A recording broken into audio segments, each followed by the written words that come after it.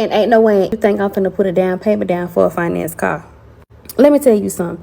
Don't get caught up with these dealerships trying to make you put down a down payment. Stand up. Care that I have a $700 car note. I don't care. All right, Ashley, what car do you drive and what's your monthly payment? I drive a 24 Altima and my car payments is $730.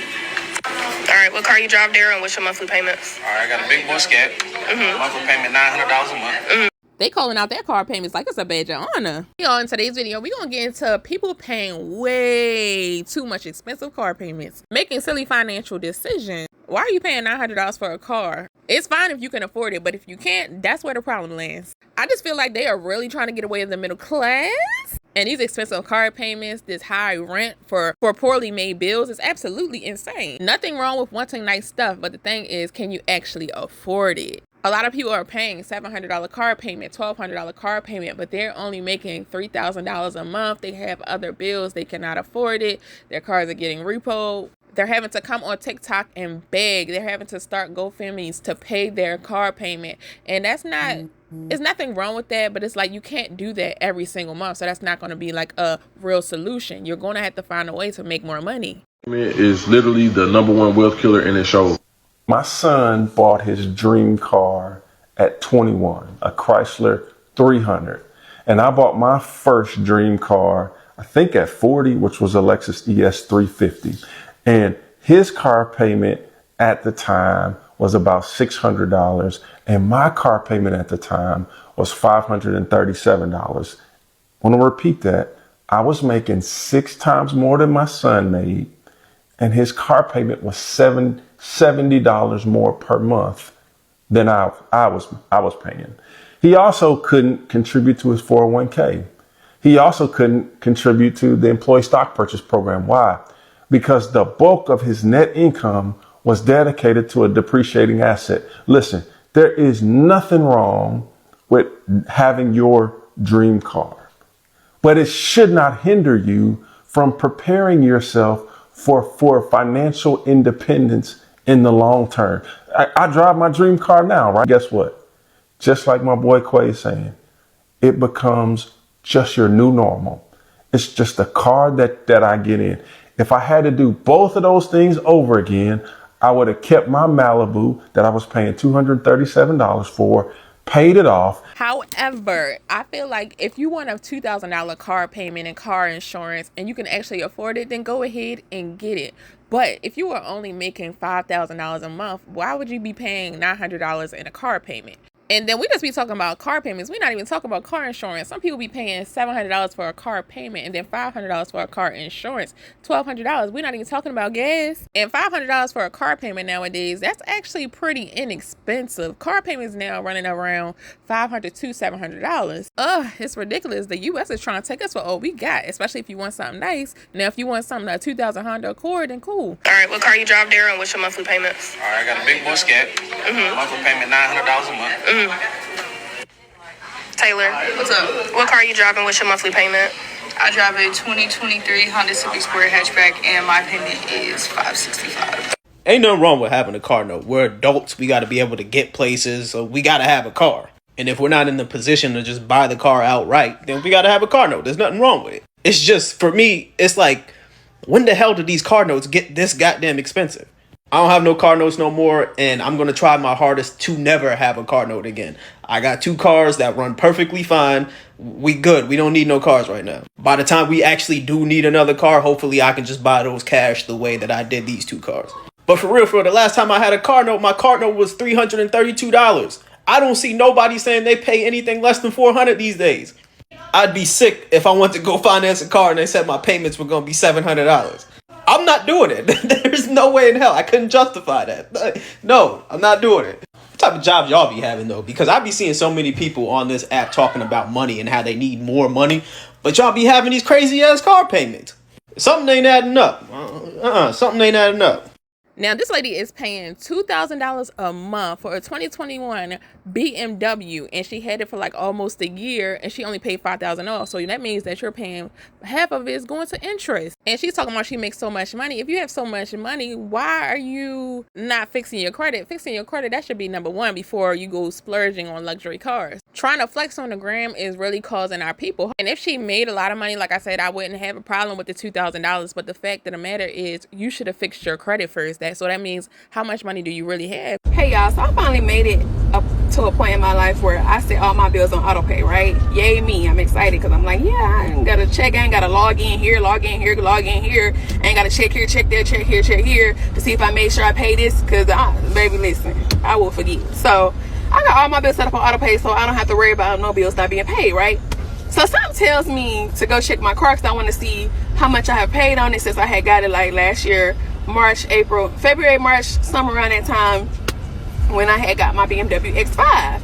So I checked my Capital One, which is, you know, who I got my van through, and I'm like, okay, yeah, okay, we almost halfway there, almost done. But I signed in to check my BMW, and it said I only paid $5,000. I'm like, no, I'm being scammed. Because not only am I on auto pay, but I'm paying I'm paying $19.93, which is a hell of a lot, right? I know. That was the stupidest thing I ever done. But anyways, I'm paying $19.93 a month for my BMW X5. And y'all telling me that since last year of March, I only paid $5,000 towards my car? So I'm on chat like, y'all can have this thing back. Because y'all ain't about to scam me no more. I'm not about to pay another year of $19.93 a month. And it seems like it's not going towards nothing but interest. Like, it's not going towards the payment. It's not going to... Listen, I don't know. I don't know. I made it to the point in life where I started making money, and I had a lot of dumb decisions, and I'm still learning, still growing, and I'm learning. But that was the dumbest mistake ever. But I'm here to tell you, y'all can have that car back. I will willfully bring the car back to the parking lot so y'all can have it. On my mama, on my soul, I'm not even playing. Because how have I had it for a year? It's been a year now. And you telling me I only paid $5,000? I'm not playing with y'all. I'm on the app with them right now. I'm not playing with y'all. Is y'all crazy? Y'all let me know if y'all check. Make sure y'all checking what y'all checking. I don't know. People be... I didn't know that you could make payments and it only go towards interest, honey. And when I set up auto pay, I thought that it was gonna go to the car payment or whatever, and whatever else it go to automatically. But apparently, I gotta log in and make sure that it's not just going to interest, that it's going towards the car, which don't make sense. If my payment is $19.93, then I would think that it automatically would go to where it needs to go. Lesson learned. Won't be a dummy no more. Won't spend no foolish money on nothing else. I am learning.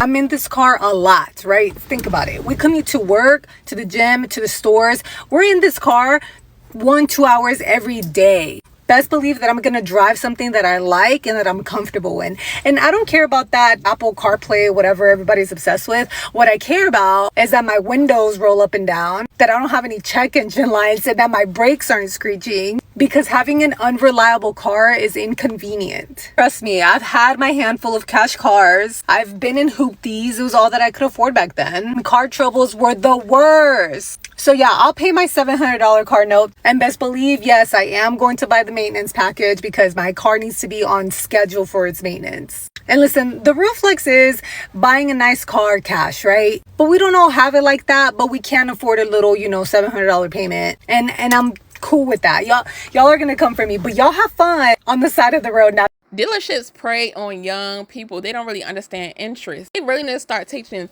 interest and finances and credit in high school, because people thinking that they can really afford a car or they can get a car, but if your interest is 14%, if your interest is 12%, you might not should be getting that car. Who the freak wants to drive a cash car, right? Especially like a beat up, maybe it's 2025, you're not trying to drive no 2008 cash car, but sometimes you're gonna have to do what you gotta do. Y'all, the reason why I'm sharing this information with you guys, because I don't want you guys to be like 17 thinking about getting your dream car. If you don't have the money for it, don't get it. You know what I'm saying? And to be honest with you, I just want to document my journey, how I'm going to get rid of it, right? So basically, boom, I financed this car. The vehicle in total was $39,000, right? But I was upside down $10,000, basically like $10,000. I traded my old Kia, and I didn't know, the dealership didn't tell me that the Kia's been in a lot of accidents. It hit a motorcycle, it hit a person. Like, they didn't tell me none of this shit when I got the Kia. I'm thinking like nothing's wrong with the Kia. It hasn't been in no car crashes. I asked him, he said no. So I'm thinking everything's okay, which was cap. Everything was not okay. But it is what it is. I financed it for 14. What is it called? It's called APR, something like that. 14%. I financed that for that, and my loan was $46,000, right, y'all? Almost 2 years later, the car is I still have $40,000 on the car. So basically, I've been paying for what? I want to tell you guys, but I don't want to show you guys my VIN number. But like, it's crazy, y'all. It's crazy. Like, how do I show you guys without telling you guys too much? Look, it's crazy. Like, you know, me struggling right now. My mom doesn't know I'm struggling. My mom is struggling too, and it's just like, it's hard because like, I've been making the ends meet with DoorDash. If it wasn't for DoorDash, I wouldn't even be able to eat. And it's like, this car is on my dad's name and it's on my name. So I don't want to fuck up my dad's credit. My dad's trying to get a house. He just got a house. He sold his house, and now he wants to get another house. I don't want to mess up his car, like his credit, because my dad have really good credit, like 700. This car is on my name, is my dad's name. All right, y'all, let me know what y'all think about the video down below. Like, have you ever been over on your head, paying too much in car payment? You thought you could have paid it, or maybe you lost your job and then you just could not pay it anymore and it was just stressing you out. Let me know what y'all think. Let me know how it went for you down in the comment section below. Don't forget to like, comment, subscribe, and turn the post notification bells on.